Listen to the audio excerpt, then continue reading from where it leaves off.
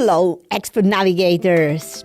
Do you know the game Musical Chairs? Anna Marie Expert Parenting. The way it usually works is that there are 9 chairs and they're in a circle and 10 children who fight to get a seat once the music stops, right? But let's change the game just a little bit and you will see the huge difference it makes. In this new way of playing the game, the music keeps playing. It never stops. And at first, the 10 children have to figure out how to sit together on 9 chairs. Then, once they get it, we take away 1 chair and all the 10 children have to solve the challenge of sitting together on 8 chairs.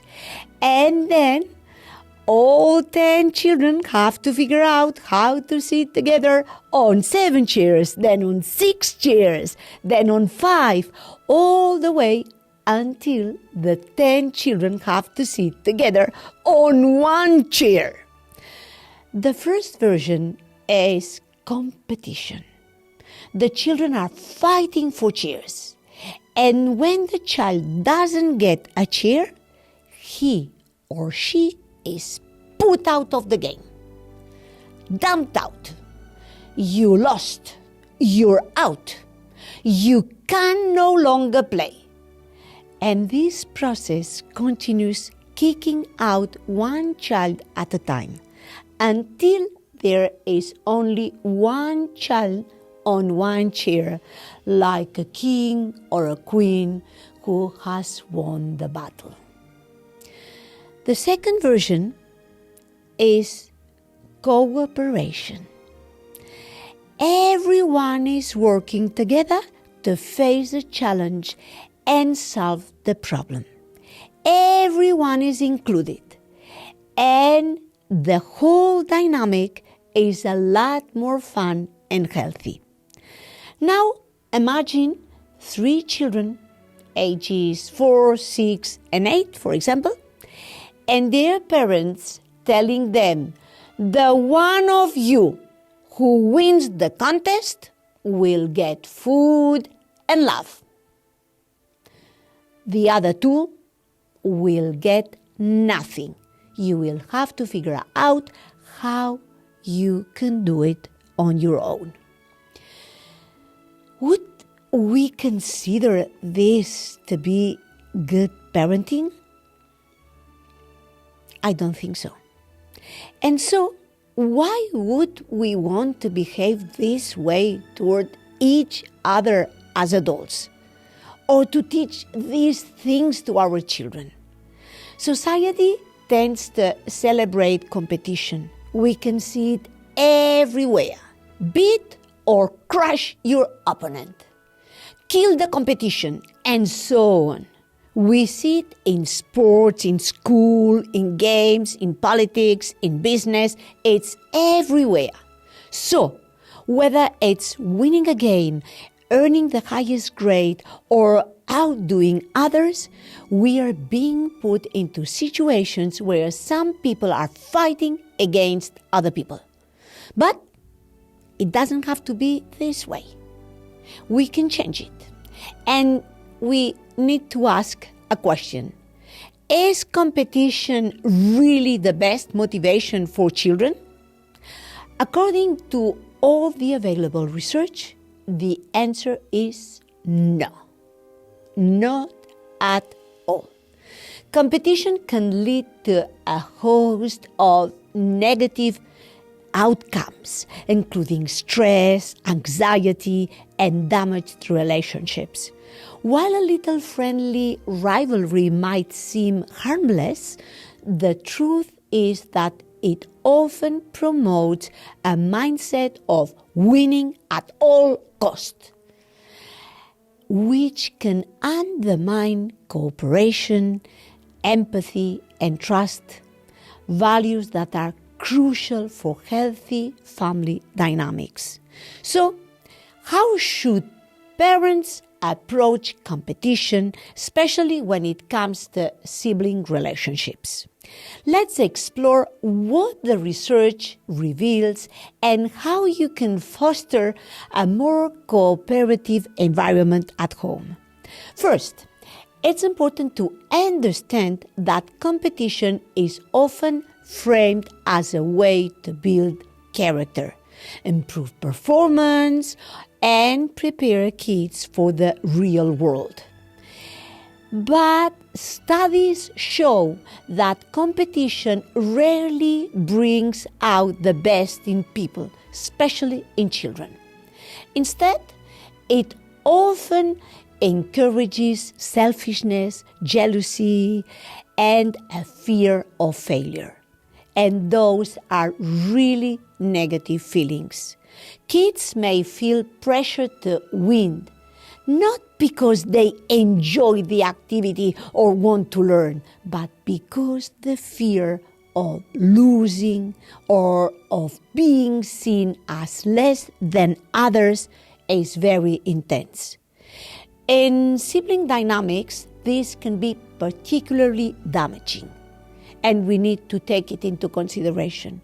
When siblings feel like they're constantly in a competition for attention, praise, or resources, it can create resentment and rivalry. They may start to see each other as opponents rather than allies. This can lead to bickering, tension, and a breakdown in the supportive relationships that siblings should ideally have. So, what's the alternative we can find? Cooperation. Cooperation. Cooperation.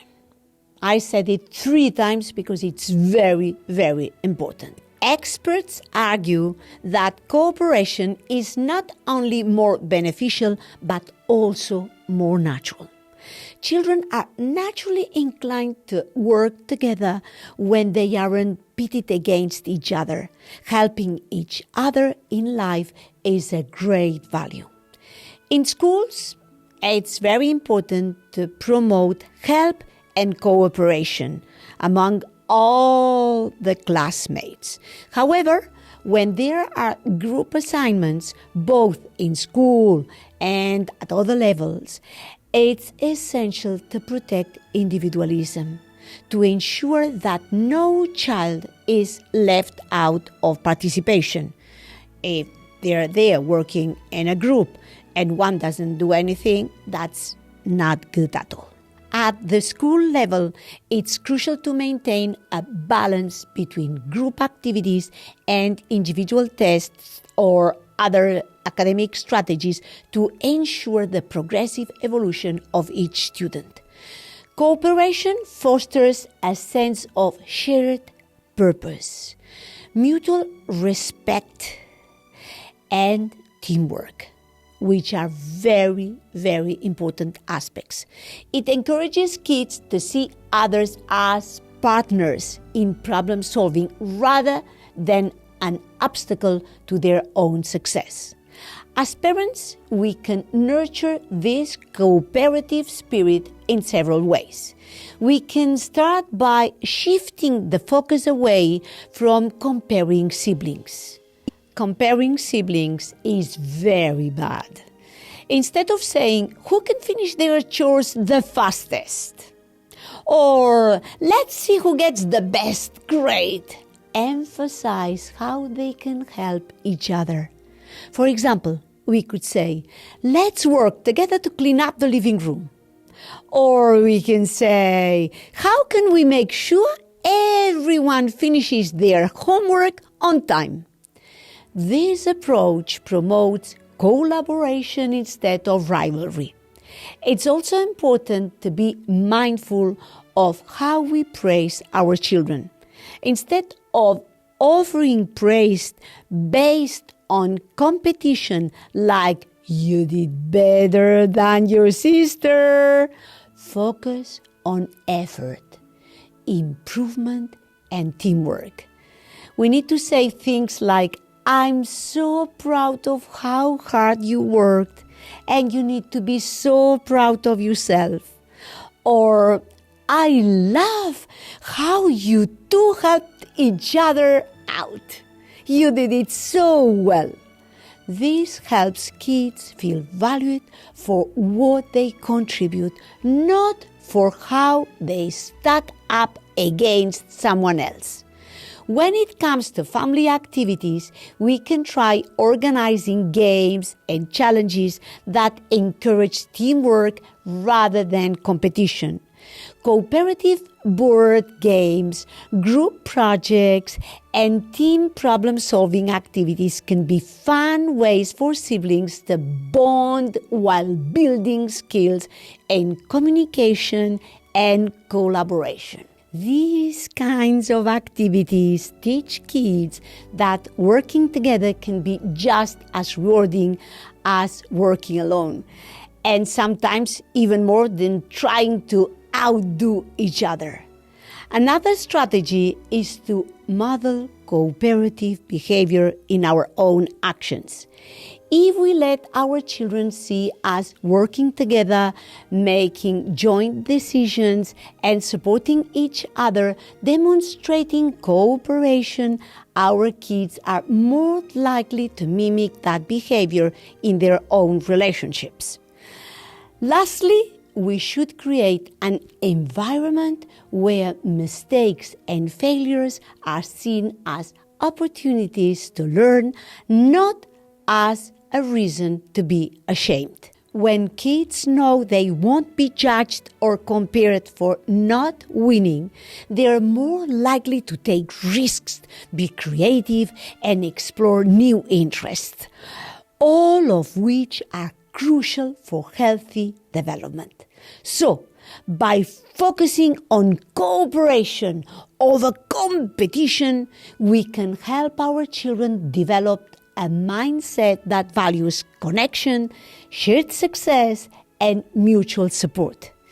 And in a world that often pushes rivalry, teaching our kids to work together not only builds stronger sibling relationships, but also prepares them to be kinder, more empathetic adults and wonderful people.